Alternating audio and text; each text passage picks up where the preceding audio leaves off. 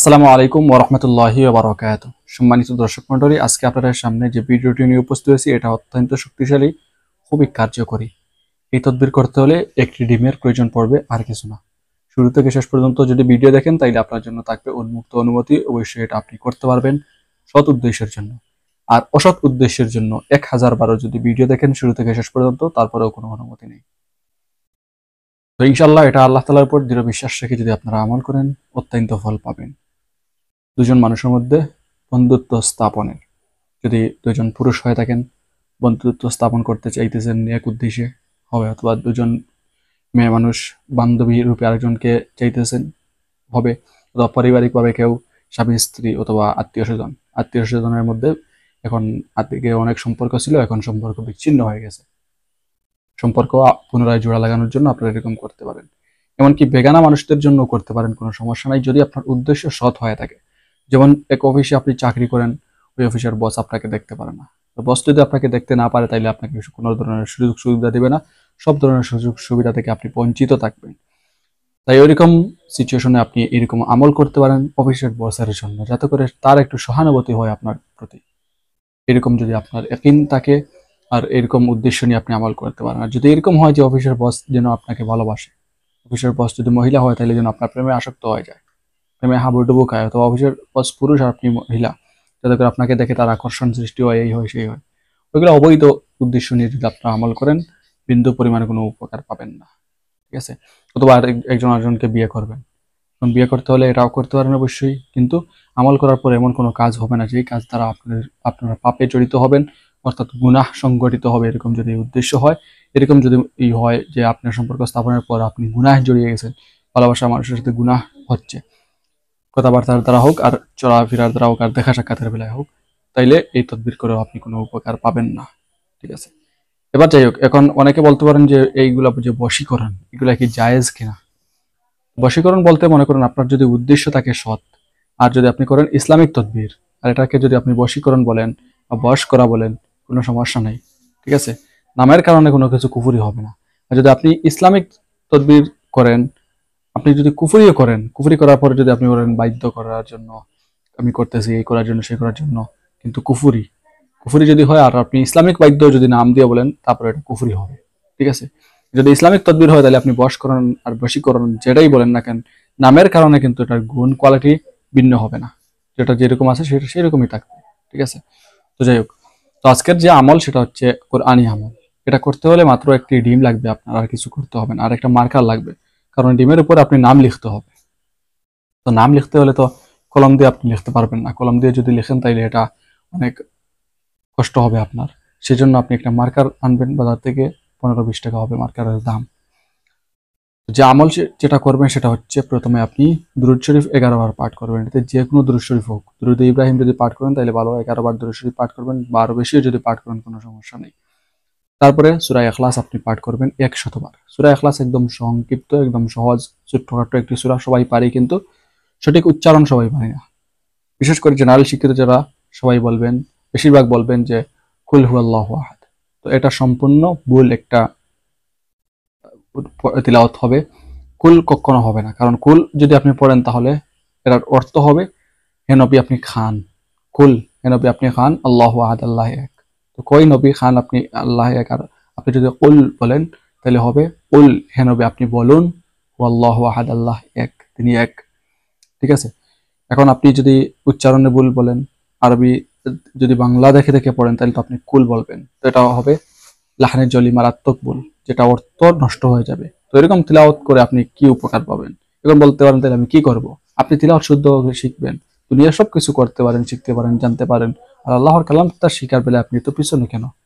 আল্লাহর কালাম শিকার বেলায়, পড়ার বেলায় যদি এরকম হইতো, একটি করে তো 10টি করে নাকি পাওয়া যায় প্রতি অক্ষর মাহফিক, অক্ষর প্রতি।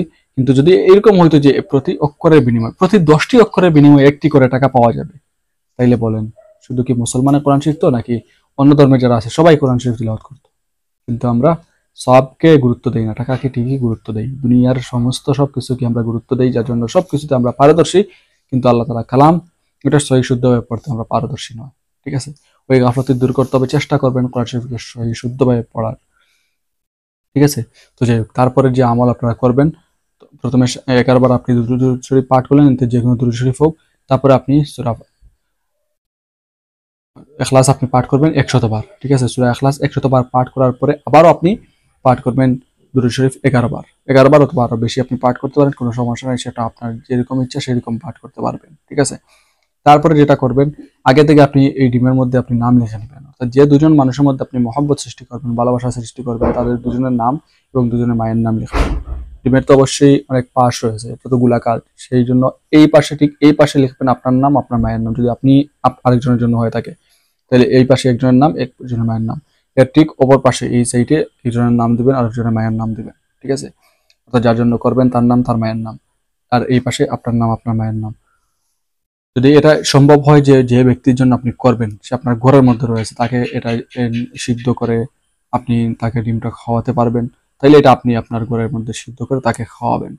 আর যদি এরকম হয় যে সে দূরে, তাকে খাওয়ানো কোনো অবস্থাতেই সম্ভব না, অথবা দূরের মানুষ সে আপনার বাড়িতে আসবে, এমতো অবস্থায় এটা আপনি খাওয়াতে পারবেন তাকে। এখন বলতে পারেন তারা আসবে 3 জন বা 5জন আসবে, কিন্তু আমি তো এক ডিমের উপর আমল করব, এখন ওই ডিম নির্দিষ্ট করে তো তাকে খাওয়ানো সম্ভব না, সেটাও পারবেন। সেটা পারার মাধ্যম হচ্ছে আপনি যে মনে করেন 5জন যদি মানুষ আসে, তাদেরকে, যাদের মধ্যে একজন আপনার টার্গেট দিয়ে ওই একজনকে আপনি বাধ্য করবেন, ঠিক আছে? তাইলে ওই 5জন আসার পরে আগে আগে থেকে আপনি প্রস্তুতি নিয়ে রাখবেন। তো 5টা ডিম আপনি রাখবেন। 5টা ডিম, যেগুলো একটা এমনিতেই সংখ্যা বললাম 5টা, যদি 7জন হয় 7টা ডিম রাখবেন। 7টা ডিমের উপর আপনি নাম লিখবেন, যেরকম দেখাইছি ওরকমই নাম লিখবেন। বাংলাতে লিখলেও হবে, আরবিতে লিখলেও হবে। তার নাম, তার মায়ের নাম। মায়ের নাম যদি জানা না থাকে তাইলে বাবার নাম, না হবে মায়ের নাম দিবেন।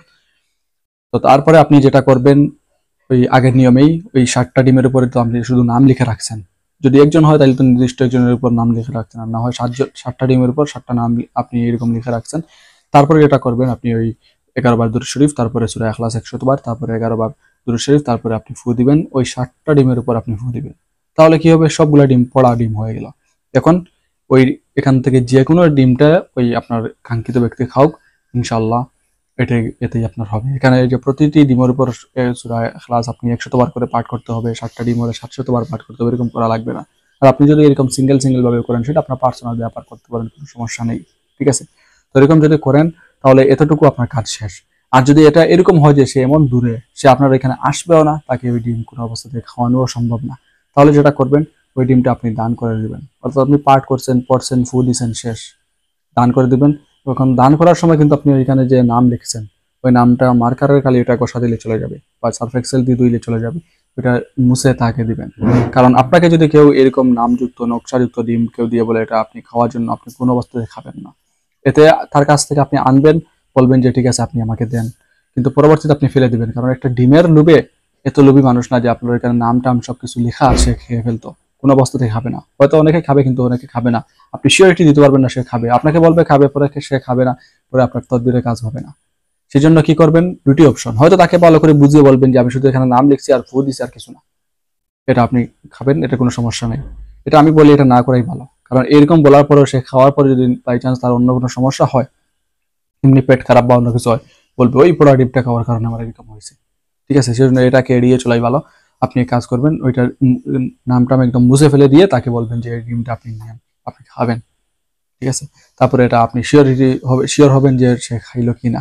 যদি সে খায় তাহলে ইনশাল্লাহ অতি দ্রুত আপনাদের কাজ হবে। মাত্র 7 দিনের ভিতরে আপনাদের কাজ হবে ইনশাল্লাহ। যে মানুষের জন্য আপনি এটা করবেন, ইনশাল্লাহ সে অতি দ্রুত আপনাদের বাধ্য হবে, ঠিক আছে? তো তদবির লম্বা চড়া কোনো কিছু নয়, একদম ছোটখাটো একটি বিষয়।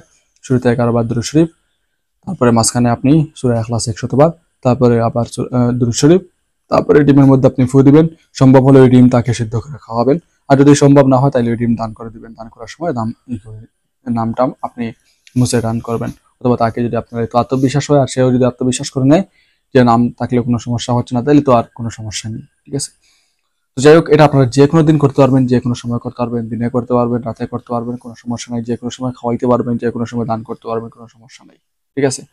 এটার আর কোনো প্রশ্ন থাকবে বলে আমি জানি না। তারপরে যদি কোনো প্রশ্ন থাকে আপনারা মেসেজ দিবেন, অথবা আপনারা ফোনেও বলতে পারেন, কোনো সমস্যা নেই। তবে ফোন দিলে আপনারা বুঝবেন, আগে আগে বলবেন যে কোন ভিডিওর জন্য দেখতেছেন বা কোন ভিডিও থেকে আপনারা প্রশ্ন করতেছেন। আর ভিডিওতে যতটুকু বলা হয়েছে এতটুকু প্রশ্ন করলে কোনো উত্তর দেওয়া হবে না। এই জন্যই বলছি শুরু থেকে শেষ পর্যন্ত ভিডিও না দেখলে কোনো অনুমতি নেই। কারণ অনেক ভিডিও এরকম দেখা যায় যে যা সবকিছু ভিডিওতে আমি বলেই দিয়েছি, কিন্তু আবার প্রশ্ন করার পর অনেকে ফোন দিয়ে বলেন যে ভিডিওতে মাত্র দেখলাম আর আপনার কাছে ফোন দিলাম, আপনি বলেন কিরকম করবো। এটা বিরক্তি করছে আর কিছু না। ভিডিওতে সবকিছু বিস্তারিত বলার পরে যদি আপনি না দেখে ফোনে আপনাকে বলতে হয়, এটা সম্ভব না। কারণ ফোনে কেমনে বলবো, আজকে আপনি ভিডিও দেখছেন, হয়তো এই ভিডিও আপলোড করছি আমি অনেক আগে, অথবা এর পরে আরো অনেক ভিডিও আপলোড করা হয়ে গেছে, আপনি দেখছেন আগে। এখন কোন ভিডিওতে কোন কথা বলছে আমি কি আপনাকে বলতে পারবো? বলা সম্ভব না। আপনি সবকিছু দেখার পরে যদি কোনো প্রশ্ন করেন তাহলে এটা অবশ্যই বলা যায় যে এটা এরকম করেন সেরকম করেন, ঠিক আছে? তো যাই হোক, এটা আপনারা আমল করবেন। সার সংক্ষিপ্তভাবে আবারও বলতেছি যাতে করে আপনাদের বোঝার সুবিধা হয়, আমলটা করতে পারবেন, সুন্দরে করতে পারেন। সেটার জন্য এই তদবির করতে হলে আপনার লাগবে একটা ডিম। এই ডিমটা আপনি যদি এক কালার মুরগি দেন তাহলে ভালো, আর যদি এরকম সম্ভব না হয় যে কোনো ভাবে নিলেই হবে, যে কোনো মুরগির ডিম নিলেই হবে, কোনো সমস্যা নেই, ঠিক আছে? মুরগির ডিম নেওয়ার পরে আপনি কি করবেন, এই পাশে লিখবেন একজনের নাম। যদি আপনি হয়ে থাকেন আপনার নাম, আপনার মায়ের নাম, ওই পাশে দিবেন একজনের নাম যারাকে আপনি বাধ্য করবেন, তার নাম, তার মায়ের নাম। বাংলাতে লিখলেই হবে, কোনো সমস্যা নেই। মার্কার দিয়ে লিখবেন, তাহলে লেখা সুন্দর করে লিখতে পারবেন, সহজে লিখতে পারবেন। তারপরে আপনি 11 বার পাঠ করবেন দুরূদ শরীফ, তারপরে আপনি 100 বার পাঠ করবেন সূরা ইখলাস, তারপরে আরো 100 বার, আরো 11 বার আপনি পাঠ করবেন দুরূদ শরীফ, ঠিক আছে? তো শুরুতে এবং শেষে 11 বার দুরূদ শরীফ, মাঝখানে সূরা ইখলাস 100 বার, তারপরে আপনি ওই ডিমের মধ্যে ফু দিবেন। ফু দেওয়ার পর ওটা সিদ্ধ করে ওই মানুষকে আপনি খাওয়াবেন। যদি খাওয়াইতে না পারেন তাহলে ওই ডিমটা আপনি দান করে দিবেন। দান করার সময় লেখা মুছে দান করবেন, যাতে করে যে আপনার এটা নিবে সেই জন্য কোনো সন্দেহ না নিয়ে নেয়, তার জন্য গিন্ডা না লাগে। অথবা বলতে পারে যে এটা ডিমে তদবির করে আমাকে দিছে, এটা খেলে যদি কোনো সমস্যা হয় এরকম, সে জন্য আপনাকে সন্দেহ না করে সেই জন্য এটা মুছে দিবেন, অথবা তাকে ভালো করে বলে দিবেন। তারপরে সে এটা যদি খায়, আপনি যাকে দান করছেন সে খাওয়ার পরে মাত্র 7 দিন অপেক্ষা করবেন। এর ভিতরে যার জন্য আপনি এটা করছেন সে আপনার বাধ্য হয়ে যাবে ইনশাআল্লাহ, ঠিক আছে? তো এই আমলটি অত্যন্ত পরীক্ষিত, একদিন ঠিক রেখে যদি আপনারা এই আমল করেন অত্যন্ত ফল পাবেন। তো যাই হোক, আজকে ভিডিও এই পর্যন্ত। আশা করি ভিডিওটি আপনাদের অত্যন্ত উপকারে আসবে।